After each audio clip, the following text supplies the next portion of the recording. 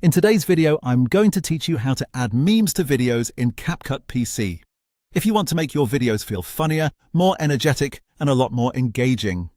Adding meme overlays is one of the easiest ways to do it.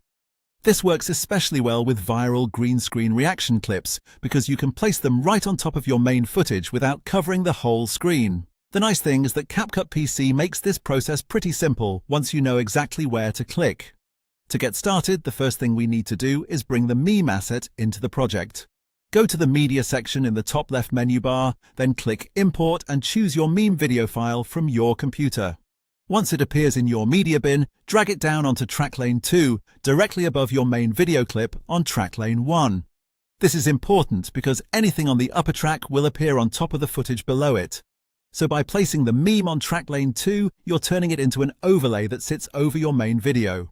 Next, we need to remove the green background from the meme clip. Click on the meme clip in track lane 2 so it's highlighted. Then head over to the top right properties panel, click Video and choose Cutout. In that section, check the box for chroma key. After that, click the Color Picker eyedropper tool and then click once on the green screen area inside the preview window.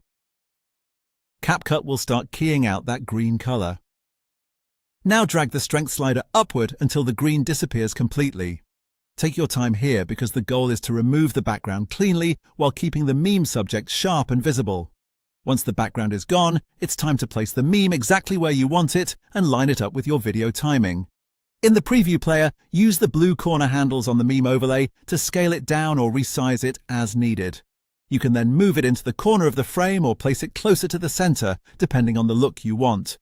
After that, go down to the timeline and slide the meme clip left or right until the reaction hits at exactly the right moment. Timing is what really sells the joke, so even a tiny adjustment can make a big difference.